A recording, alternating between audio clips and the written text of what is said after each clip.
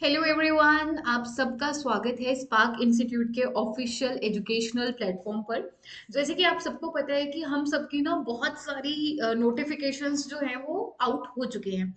चाहे वो आपका फीमेल सुपरवाइजर हो, आपका कोई भी बैंक का एग्जाम क्यों ना हो, या कोई जेकेएसएसबी का एग्जाम क्यों ना हो, नोटिफिकेशन जो है वो टाइम टू टाइम आती रहती हैं। और अगर मैं स्पेसिफिकली इंग्लिश की बात करूं तो ये टॉपिक जो है ये आपका सबसे इंपॉर्टेंट टॉपिक है, क्योंकि भाई एग्जाम कोई भी क्यों ना हो, एरर स्पॉटिंग आप लोगों ने सब में देखा होगा, या आप लोगों ने एक अलग से टेंसेस का टॉपिक जो है वो वहां पर देखा ही देखा होगा। अगर मैं आज बात करूं तो मेरी वीडियो का जो पर्सपेक्टिव है वो यही रहेगा कि आपके इंग्लिश में आने वाले जितने भी टॉपिक्स हैं उनको मैं एक बहुत अच्छे तरीके से आप लोगों को कवर करवाऊं, ताकि आप लोगों को यूट्यूब पे यहाँ यहाँ ना भागना पड़े कि एक टॉपिक यहाँ से पढ़ लो, एक टॉपिक यहाँ से पढ़ लो। पूरा पैक्ड तरीके से आप लोगों को एक ही जगह आपका पूरा का पूरा सिलेबस जो है वो मिलेगा। अगर मैं फाइनली आगे बात करूं आपके सुपरवाइजर की, जो अभी रिसेंटली पोस्टें निकली हुई हैं, वहां पर अगर मैं बात करूं तो जो आपका इंग्लिश वाला कंपोनेंट है वो आपको आ रहा है 10 मार्क्स का, जिसमें आपको जनरल इंग्लिश आएगी, यानी कि आपके जितने भी पार्ट्स ऑफ स्पीच हैं वो आएगा, और आपको कॉम्प्रीहेंशन पार्ट आएगा। अगर मैं स्पेसिफिकली बात करूं कॉम्प्रीहेंशन पार्ट की, तो कॉम्प्रीहेंशन पार्ट में होता क्या है, इसमें जनरली आपका आपको पता होगा एक पैराग्राफ सा रहता है, और पैराग्राफ्स में से आपको बहुत सारे कभी कभी एरर स्पॉटिंग करनी होती है, कभी कभी नीचे आपको कुछ सॉल्यूशंस दिए होते हैं, उनके बेसिस पर आपको उनको सॉल्व करना होता है। तो हम सारी चीजों के बारे में एक एक करके पढ़ेंगे। इंग्लिश की बात करूं अगर मैं इस वेलफेयर वाले एग्जाम की अगर मैं बात करूं, तो आप देखोगे कि यहाँ पर जो आपका पहला टॉपिक है वही है आपका टेंसेस। तो ऐसा नहीं है कि मैंने सबसे ऐसा होता है ना कि मुझे लगा कि टेंसेस पढ़ाना चाहिए तो मैं टेंसेस पढ़ा देती हूँ, नहीं। मुझे लगा कि भाई ये इंपॉर्टेंट टॉपिक जो है ये सारे एग्जाम्स में आ ही रहा है, तो क्यों ना शुरुआत जो है वो इसी से हुई हो जाए, ठीक है। तो टेंसेस रहेगा इसमें, आपका जंबल सेंटेंसेस रहेंगे, एक एक करके सबको कवर करेंगे, don't worry about it. Narration रहेगा आपका इसमें, ठीक है, क्योंकि नरेशन भी इंपॉर्टेंट टॉपिक है। सीक्वेंस वाइज चलेंगे, इधर उधर भटकने की जरूरत नहीं है। हाँ, इतना सा आप लोगों को मुझको प्रॉमिस करना है कि आपको ना मेरे साथ थोड़ी सी पेशेंस दिखानी पड़ेगी, क्योंकि बच्चे क्या करते हैं, एक दिन पढ़ते हैं और दूसरे दिन कहते हैं अरे हमारा तो जंबल सेंटेंसेस रह ही गए, हमारा ये रह ही गया। वो सीक्वेंस में चलेगा, एक चीज आएगी उसी के आधार पर आप सारी चीजें जो है वो करने की कोशिश करोगे। मोडाल्स रहते हैं, आर्टिकल्स रहते हैं, क्लॉजेस हैं इसमें, आपके synonyms एंटोनियम्स रहते हैं, pair of words and their use in meaningful sentences, don't worry about it, I am here, सब करवा दूंगी। idiom phrases रहते हैं, preposition and active passive voice। हम लोग बिल्कुल सीक्वेंस के साथ चलेंगे, टेंसेस करेंगे, वॉइसेस करेंगे, नरेशन करेंगे। ऑब्वियसली मैं एक्टिव पैसिव वॉइस पहले नहीं पढ़ा सकती, इससे पहले टेंसेस पढ़ने पड़ेंगे। नरेशन पहले नहीं पढ़ा सकती बिकॉज इससे पहले टेंसेस पढ़ने पड़ेंगे। तो ये जो टेंसेस है ना, आप एक किस्म का समझ लो कि ये हमारा एक ऐसा अस्त्र है जो आपको हर एक एग्जाम में आपके काम आने वाला है। टेंसेस का लेक्चर स्टार्ट करने से पहले एक छोटी सी चीज मैं आपको और बताना चाहती हूँ कि आप लोगों ने देखा होगा कि हमारा इसमें एक टॉपिक रहता है सिनोनिम एंटोनिम्स का, या जिसको आप वर्ड मीनिंग्स भी कहते हो, लेकिन इसमें वर्ड के ऑपोजिट मीनिंग भी आपको पूछे जाते हैं। अब वर्ड मीनिंग्स में इतने ज्यादा है, मतलब 2000 3000 ना जाने कितने हैं, ठीक है। अब ऐसा तो नहीं हो सकता ना कि हम एक दिन में उसको सारा कवर कर लें, या मैं उसकी 5 घंटे की क्लास एक साथ लेकर सबको कवर करूं। बहुत ज्यादा इरिटेटिंग भी हो जाता है, बहुत ज्यादा बोरिंग भी हो जाता है। तो मैंने क्या डिसाइड किया है कि हर एक लेक्चर के स्टार्टिंग में कुछ वर्ड्स आपको करवाऊंगी, जैसे 4 5 वर्ड्स आपको स्टार्टिंग में करा दिए, और लेक्चर के बिल्कुल लास्ट में भी आपको 4 से 5 वर्ड्स जो है वो आपको इस वीडियो लेक्चर में जो है वो देखने को मिलेंगे। और हम यहाँ पर भी कोशिश करेंगे कि उन वर्ड्स को कुछ ट्रिक्स से समझें, कुछ रूट वर्ड्स को पढ़े, ताकि आप लोगों को वोकैबुलरी जो है उसमें आप लोग पीछे ना छूटो, क्योंकि सबसे ज्यादा ना इसी में बच्चा लैग कर जाता है। क्योंकि आई थिंक बहुत सारे वर्ड्स होते हैं, तो बच्चों को ये भी लगा रहता है कि कैसे डील होगा, इतने सारे वर्ड्स एक साथ कैसे पढ़ेंगे। So you just don't worry about it, I am here, be patient, थोड़ा सा मेरे साथ रहो। लंबा सफर है तो थोड़ा पेशेंस के साथ चलेंगे, धीरे धीरे चलेंगे। चलिए जी, आज का लेक्चर शुरू करते हैं, और सबसे पहले हम लोग सीखते हैं अपनी वोकाबुलरी का पहला वर्ड। देखिए, पहला वर्ड है आपका, दिस इज सब ड्यू। सब ड्यू याद करने की ट्रिक भी मैंने साथ में रख दी है, ताकि आप लोगों को कोई भी गड़बड़ इसमें ना हो, या आप लोग इसमें कि कैसे याद रखें। देखिए, आप में से बहुत सारे बच्चों ने, क्या मुझे लग रहा है सभी ने ड्यू तो पी होगी। अब बताओ ड्यू की टैगलाइन क्या है? डर के आगे जीत है ना?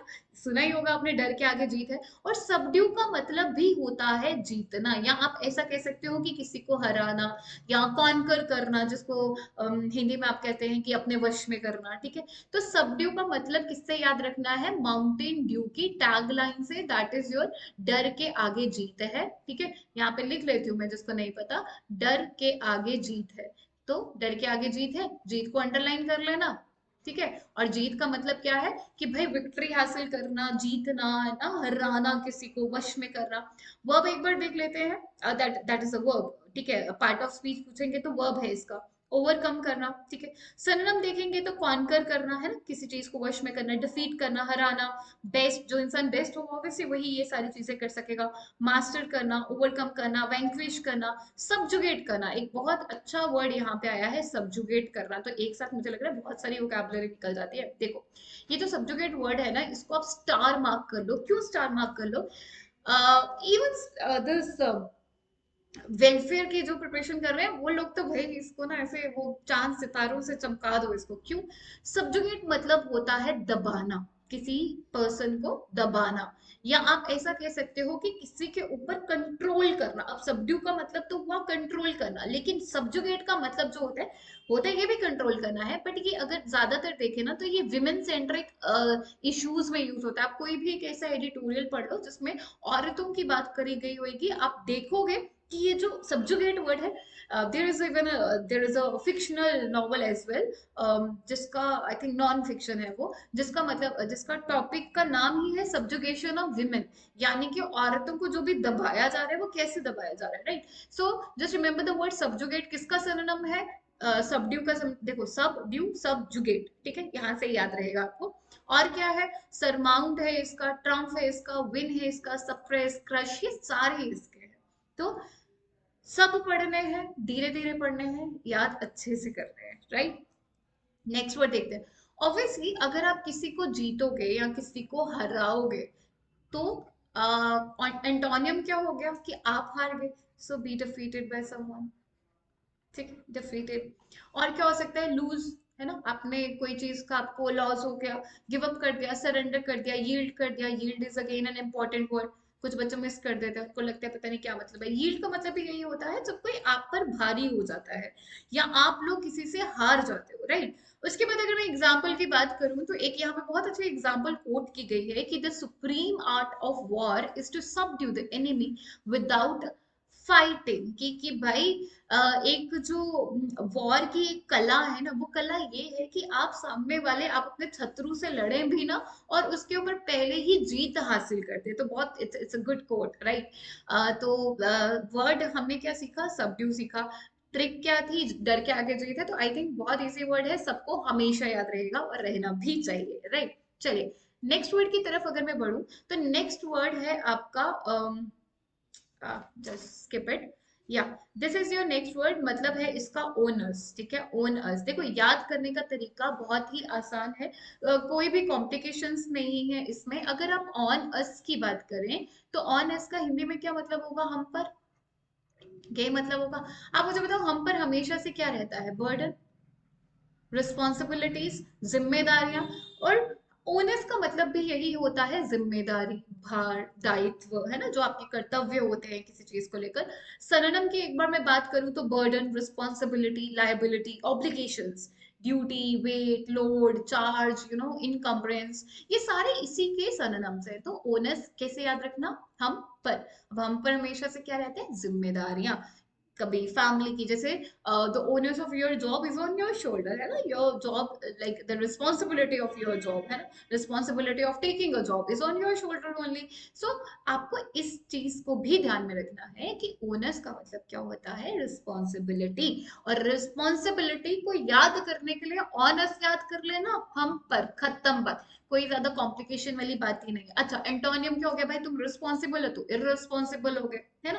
तो ज्यादा कुछ है ही नहीं, रिस्पॉन्सिबल। एग्जाम्पल के लिए, the goal keeper sometimes deserves credit but the owners is really on the penalty taker, ठीक है? मतलब वही है कि कभी कभी उसको क्रेडिट चाहिए होता है, लेकिन ये रिस्पॉन्सिबिलिटी जो होती है ये पेनाल्टी टेकर की होती है कि उसको कैसे दिलाए, ठीक है? समझ में आ गया? समझ में आ गया, राइट? चलिए आगे चलते हैं। वर्ड्स तो खत्म हो गए, लेकिन मैं एक काम कर सकती हूँ, मैं आप लोगों के लिए यहाँ पे ही कुछ और नए वर्ड्स लिख सकती हूँ जो आपको याद करने हैं। ठीक है जी। पहला वर्ड है abysmal. I mean another word is abysmal. ठीक है, देखो, अबिस्मल को याद करने का बहुत सारे तरीके हैं। एक, अच्छा, इसके दो मतलब भी हैं। एक तो भाई, अगर कभी भी किसी भी वर्ड में MAL हुआ तो याद रखना वो चीज बुरी ही होगी। वो चीज इविल हो सकती है, वो चीज किसी चीज की कमी हो सकती है, वो चीज बैड हो सकती है। मतलब something is related to bad, something is related to shortage, आप ऐसा भी कह सकते हो। You might have heard about the malnutrition, है ना, न्यूट्रिशन की कमी। सेम एबिस्मल मतलब होता है, एबिस्मल का मतलब होता है बहुत गंदा, वेरी बैड। ठीक है। याद करने का तरीका क्या है, देखो, अगर सपोज आपकी सॉक्सेस 20 दिन मैली रहे तो उनमें खुशबू कैसी होगी? अब खुशबू कहना भी इट्स अ वियर्ड वर्ड। उनमें बदबू कैसे होगी? बहुत गंदी होगी ना, तो 20 दिन वेरी बैड। ठीक है। सो देखो, रूट वर्ड है MAL।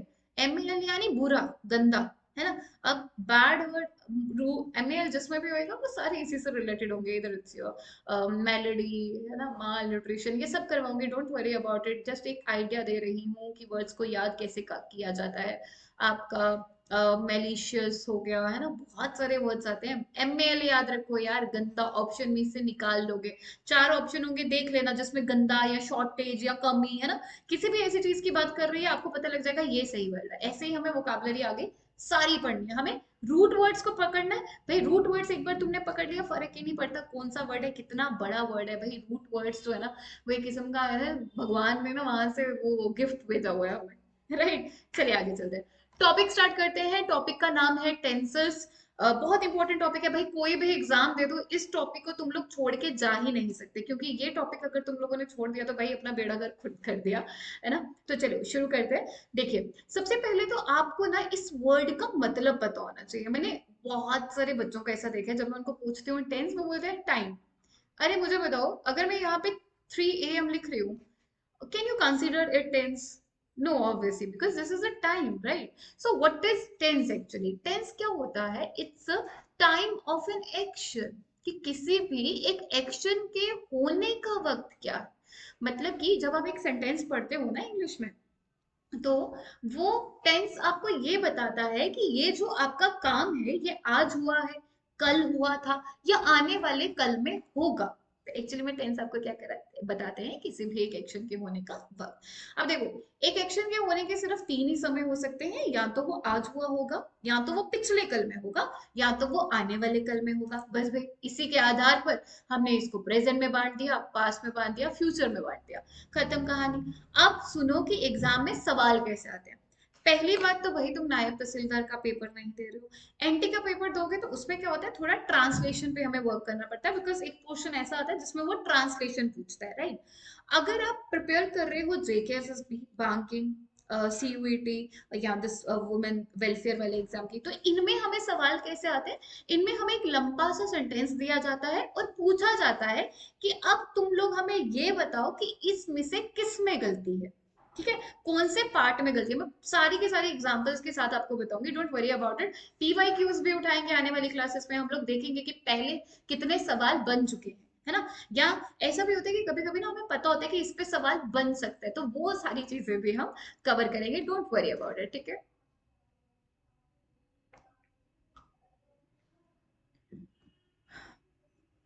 ओके, चलिए जी आगे चलते हैं। सबसे पहले हमारा जो टेंस आता है, देखो आप लोग ना नोटबुक साथ में लेके बैठो भाई, उसकी है बहुत ज्यादा जरूरत। क्यों जरूरत है वो भी बताऊंगी। सबसे पहले हम देखते हैं प्रेजेंट इंडेफिनिट। पहले एक बार समझते हैं कि इस सेंटेंस को हिंदी में कैसे लिखा जाता है। जब भी कभी आपको ऐसे कहना होगा, मैं खाना खाता हूँ, ठीक है, या ऐसे कहना होगा, मैं वॉक पे जाता हूँ, मैं मैं रोज इंस्टीट्यूशन जाता हूँ, या मैं रोज क्लासेस के लिए जाता हूँ, मैं रोज ऑफिस जाता हूँ। कहने का तात्पर्य क्या है कि भाई जब भी आपको अपनी किसी आदत के बारे में बताना होगा, अपनी किसी हैबिट के बारे में बताना होगा, ऑब्वियसली जो आपकी हैबिट होगी वो आप रोज फॉलो करोगे, राइट। कभी भी अपना हैबिचुअल एक्शन बताओ, कोई यूनिवर्सल ट्रुथ बताओ ना। What is universal truth? भाई जो सत्य है, जैसे कि सूरज कहाँ से उदय होता है, कहाँ से, ईस्ट से ना, obviously. So this is a fact, you can not deny this, right.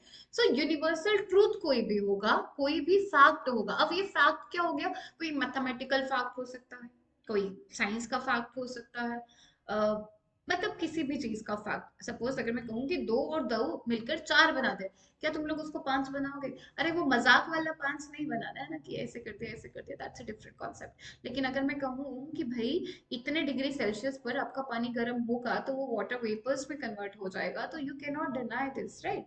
So fact क्या होते हैं कि भाई कोई भी ऐसे जिसको आप जुठला नहीं सकते, जो एक्सपेरिमेंट के बाद आया हुआ है। अब ऐसे इनमें से कोई भी चीज होएगी, आपको उसको प्रेजेंट इंडेफिनिट में ही लिखना है। यानी कि आप नहीं बोल सकते I am going, I am ये, आई एम डूइंग दिस, ठीक है। आपको जो मैं अभी टेंस लिख कर देने वाली हूँ, आपको वही करना है। टेंस क्या है? सबसे पहले you have to write subject. Now what is subject? The person who is doing the action. या सब्जेक्ट वो होता है जिसके बारे में आप बात कर रहे होते हो, ठीक है। जैसे सपोज मैंने कह दिया right now I am teaching you, so I am here, like I is a subject, right.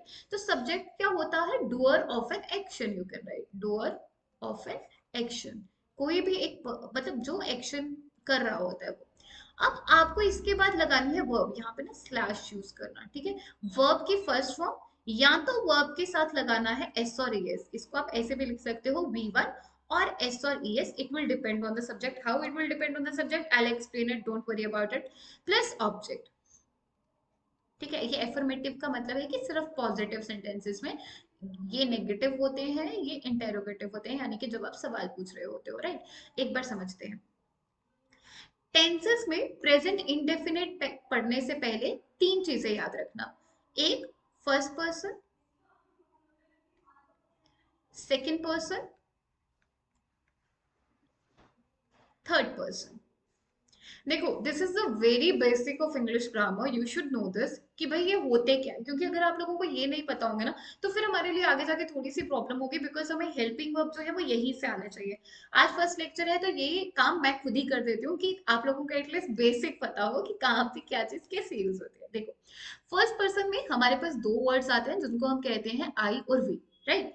Second person में हमारे पास आता है यू, एंड थर्ड पर्सन में we have he, she, it, they. जो भी सीखने की बात है, जो भी सीखने की बात है उसमें हमें ये सीखना है कि ये जो थर्ड पर्सन सिंगुलर है जिसको हम ही, शी, इट कहते हैं, इनके साथ कौन कौन से हेल्पिंग वर्ब यूज होते हैं। एक और चीज याद रखिएगा, ही, शी, इट, इनकी जगह किसी का नाम भी हो सकता है। जैसे ही की जगह रोहन लिख लो, शी की जगह सुनीता लिख लो, है ना, इट की जगह डेली लिख लो। लेकिन शर्त ये है कि वो सारी चीजें भी सिंगुलर होनी चाहिए। आई होप आपको सिंगुलर और प्लूरल का मतलब पता हो। सिंगुलर इज एक वचन एंड प्लूरल इज बहुवचन, है ना। जैसे बॉयज सिंगुलर हो गया, बॉयज प्लूरल हो गया, ठीक है। तो जो भी चीज जिसकी क्वांटिटी एक है, वन इन नंबर, ठीक है, ये चीज याद रखना। कोई भी ऐसी चीज जिसकी क्वांटिटी जो है वो नंबर में एक है, उसको हम कहेंगे क्या, क्या कहेंगे उनको हम? Third person singular. अब सीखने की बात ये है कि भाई इनके साथ हेल्पिंग वर्ब कौन कौन से लगते हैं। देखो हमारे पास ना कुछ ग्रुप्स होते हैं हेल्पिंग वर्ब के। जैसे कि अगर मैं बात करूं इज, एम, आर, अभी मैं सिर्फ इन तीनों की बात करूं, ठीक है, तो इनके साथ लगेगा इज, क्या लगेगा? इज। दूसरा ग्रुप आता है वॉज वर का, तो इनके साथ लगेगा वॉज। तीसरा आता है हैज हैव का, इनके साथ लगेगा हैज। और एक जगह आती है जहां पे हमें वर्ब ही नहीं दिया होता, जैसे ये। अब इसमें इन दोनों में से कौन सा लगेगा? तो भाई इसमें लगेगा एस और ईएस वाला, ठीक है। देखो भाई, एस से सिंगुलर, एस से सारे एस वाले, S, was S, his S, ये एस, ठीक है। तो आपको ये याद रखना है कि whenever you are talking about third person singular, always use singular helping verb with it, right? Third person singular के हेल्पिंग वर्ब भी यही है, इस हो गया, was हो गया, वर्ब की एस और एस हो गया। Now let's implement this thing in your sentences या in your present indefinite, ठीक है। Let's talk about the present indefinite rule. So that is subject, verbs, first form, S or ES, object and affirmative sentences. Let me make a sentence for you all, right?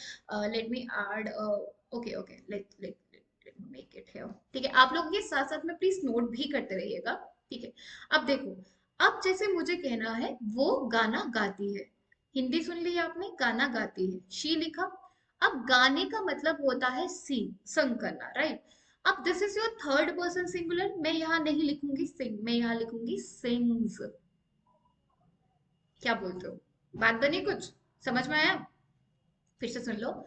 आपको यहाँ पे आपने देखा this is third person singular, तो आगे वाला जो word होगा वो रहेगा थर्ड पर्सन सिंगुलर का हेल्पिंग वर्ब। तो यहाँ पे लिखा जाएगा she sings a song, because S और एस आ गया। वहीं पर अब मुझे कहना होगा मैं पढ़ाती हूँ, तो मैं आई टीचर्स नहीं लिखूंगी, आई टीच यू लिखूंगी।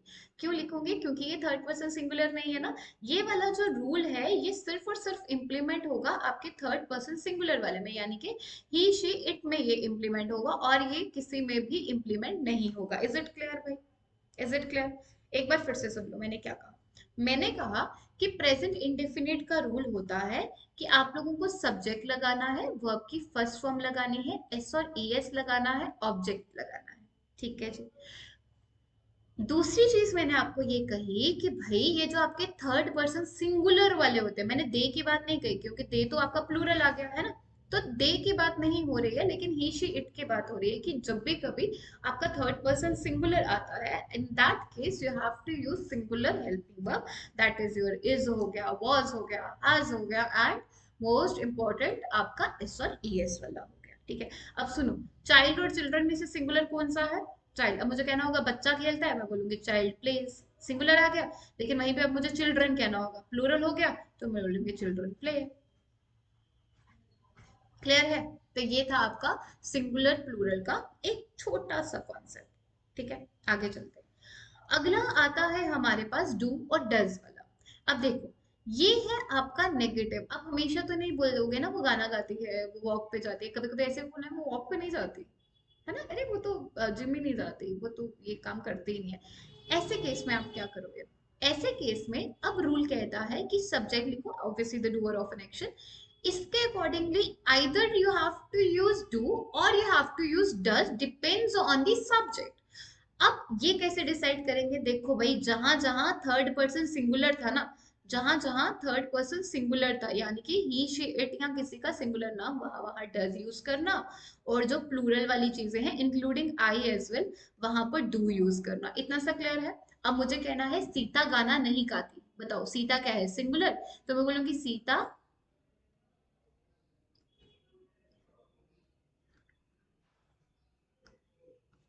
Does not sing a song. अब ध्यान में क्या रखना है कि जो यहाँ वाला एस और ईएस था, इसको उठा के मैंने भेजा डज के पास। तो कुछ बच्चे ना यहाँ पे बहुत सारी कॉम्प्लिकेशंस क्रिएट करते हैं। वो क्या करते हैं, वो देखते हैं कि भाई वहां पर ऊपर मैम ने बताया कि एस और ईएस लगेगा, तो नीचे ना दिमाग बुद्धि का इस्तेमाल करते ही नहीं है। वो लोग क्या करेंगे, यहाँ पे डज डज भी लगा देंगे और सिंग्स भी लगा देंगे। अरे नहीं बाबा, उसी का उधारी मांगकर मैंने डू को दिया। ठीक है। तो ये super flawless use of things नहीं करना है यहाँ पे। तो I hope this thing is clear to you all कि यहाँ पर जब आपने एक बार ही डज लगा दिया, अब आपको आगे एस और एस लगाने की जरूरत नहीं है। अच्छा, आपको एक सेंटेंस बनाना है, वो तुम्हें पसंद नहीं करता, कैसे बनाओगे? मैं यहाँ पे लिख रही हूँ, आपने लिखा ही के साथ क्या लिखा? He does not. अब डू नॉट नहीं, इतनी गंदी इंग्लिश के साथ करेगा भी नहीं वो। ठीक है, अगर ही लिख रहे हो तो वहां पे have to use does, because he is third person singular. Just give me a second.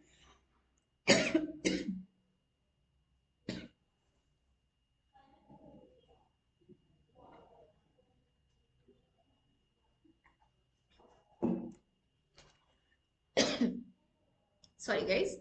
Okay. तो यहाँ पे क्या लिखा? He does not like you. अब he does not likes you भी नहीं लिख सकते, और अगर लिखना है कि पसंद करता है, फिर क्या आएगा? He likes you. ठीक है, समझ में आ गया? थर्ड पर्सन सिंगुलर के साथ एस और ईएस लगाना है, और नेगेटिव में क्या लगा देना है? डज लगा देना है। सेम जैसे मैंने ये सेंटेंसेस लिखे थे, चाइल्ड प्लेज, जब इसका नेगेटिव बनाना होगा क्या लिखूंगी? Child does not play. ठीक है, जो एस यहाँ वाला होगा वो डज नॉट के साथ लग जाएगा। लेकिन वहीं पे when it comes to children, तो I use children do not. Plural आ गया। तो आ जाएगा children do not play. I hope this thing is clear to you all. चलिए, अब एक हमारे पास बचा है इसका वो हम देख लेते हैं। ये हमारा आ गया आपका इसका इंटेरोगेटिव का। तो एक बार देखते हैं कि इंटेरोगेटिव में चीजें कैसे सॉल्व की जाती हैं। ठीक है, देखो अभी हमने बनाया कि वो वॉक पे जाती है या वो वॉक पे नहीं जाती है। अब मुझे पूछना है क्या वो वॉक पे जाती है ना, क्या वो गाना गाती है, क्या वो ये काम करती है। तो ऐसे केस में रूल क्या कहता है कि डू और डज पहले लगा लो। अब दिमाग में क्या चीज रखनी है कि या तो लगेगा भाई डू या तो लगेगा डज, लेकिन कैसे डिसाइड होगा आगे। आगे देखेंगे क्या चीज है। अगर तो भाई है थर्ड पर्सन सिंगुलर है ना, थर्ड पर्सन सिंगुलर यानी कि ही शी इट है, किसी का नाम है, किसी जगह का नाम है, लेकिन सिंगुलर होना चाहिए। मात्रा उस चीज की एक होनी चाहिए। ठीक है, प्लस लगेगा अब यहाँ पे V1। एक चीज अगेन याद रखना कि अब जो एस और ई एस मैंने यहाँ यूज किया था, यहाँ यूज किया था, वो एस और एस यहाँ से उठाकर मैंने डज के साथ लगा दिया। तो अब वापस से डज यूज नहीं करना है ना। जैसे सपोज मुझे कहना है क्या वो गाना गाती है, तो मैं लिखूंगी डज। क्यों? क्योंकि आगे शी है ना। आई होता तो मैं डू लिखती, वी होता तो डू लिखती। लेकिन वहीं पर अगर यहाँ पे रोहन होता, रोहन अगेन सिंगुलर आ गया, तो मैं अगेन डज लिखती। ठीक है, तो मैं लिखूंगी does she Singh a song, does she Singh a song, क्योंकि वो बैलेंस्ड हो गया। ये चीज आपको समझ में आ रही है? आई होप ये चीज जो है ना ये क्लियर हो रही होगी। अब मैंने बोलना है डू आई वॉच मूवी, क्या मैं मूवी देखती हूँ? ये तो मुझे पता होना चाहिए, बट एग्जाम्पल के लिए बता रही हूँ। अच्छा, एक और चीज, इंटेरोगेशन का साइन रहेगा भाई। ठीक है, इंटेरोगेशन का साइन क्यों इंपॉर्टेंट है? क्योंकि यही तो बताएगा ना कि ये सवाल है। समझ में आया? ठीक है, तो ये था हमारा प्रेजेंट इंडेफिनिट। प्रेजेंट इंडेफिनिट में हमने सीखा कि कोई भी चीज जो आपकी आदत होती है, कोई भी चीज जो सत्य घटनाओं पर आधारित होती है, कोई भी तथ्य है, कोई भी फैक्ट है, उन सारी चीजों को प्रेजेंट इंडेफिनिट में लिखा जाता है। क्योंकि अगर आप इसमें नहीं लिखेंगे तो उस चीज की वैल्यू कम हो जाएगी। समझ में आ गया? बहुत आसान है ये, बस इतना सा करिएगा कि इसको प्रैक्टिस करिएगा। क्योंकि जब तक आप इसको घर जाके 2-3 बार दिमाग को थोड़ा सा ना और रिवीजन नहीं देंगे तो वो क्लियर नहीं होगा। ठीक है, चले आगे एक और टेंस करते हैं, फिर उसके बाद हम लोग ज्यादा आज खत्म करेंगे। ठीक है, देखिए जी, अभी आप लोगों ने जिस सेंटेंस की अंग्रेजी बनी उसमें आपने किया, मैं इसमें लिखती हूँ व्हाट्सएप लैंग्वेज में, कि मैं खाना खाता हूँ। ठीक है, जो काम आप रोज करते हो, जो काम आपकी आदत है। ठीक है, अभी आपको जो इंग्लिश बोलनी है वो आपको बोलनी है कि मैं खाना खा रहा हूं, जो काम आप अभी कर रहे हो। ठीक है, जो काम अभी कंटिन्यू चल रहा है। एक बार फिर से समझिएगा, बच्चे क्या करते हैं कि हर जगह आईएनजी घुसा देते हैं, ऐसा नहीं होता। फिर से सुनो, पहले जो सेंटेंस हमने किया एक बार दिखाई देती हूँ आप लोगों को। देखो ये जो सेंटेंस आपने किया इसकी हिंदी बहुत ही नॉर्मल सी थी कि जो काम आप रोज करते हो। ठीक है जी, अब जो टेंस कर रहे हैं इसकी हिंदी है जो काम आप अभी कर रहे हो, मतलब कि एट प्रेजेंट। जैसे सपोज मैं आपको पढ़ाने का काम कर रही हूँ, अब मैं ये काम रोज नहीं करती है, ये काम मैं आपको डेली नहीं करती। ठीक है, तो अभी क्या करना है, इस काम को इतना ही रखना है। चलिए एक काम करती हूँ कि मैं इस टेंस को इतना ही रखती हूँ। आप क्या करना, आप एक बार घर जाना, घर जाकर इस सेंटेंस को, मतलब घर पे बैठ के ऑनलाइन देख रहे होंगे, तो आप क्या करना, इसको जितने अच्छे से रिवाइज हो सकेगा ना वो रिवीजन करना। फिर हम कल जिस चीज के बारे में बात करेंगे उसमें आपको डिफरेंस पता लगेगा कि डिफरेंस कैसे क्रिएट करना है। ठीक है, इसके साथ साथ एक और इम्पोर्टेंट अनाउंसमेंट है कि हमारे जो फीमेल सुपरवाइजर के बैचेस है वो ऑफलाइन भी चल रहे हैं और ऑनलाइन भी चल रहे हैं। तो अगर आप लोगों को किसी को भी कोई भी क्वेरी होगी या कोई भी डाउट होगा, आप हमारे ऑफिस के नंबर पे कॉल कर सकते हैं, हमारे इंस्टीट्यूट में विजिट कर सकते हैं। आज के लिए इतना ही रखते हैं। Thank you guys, have a nice day.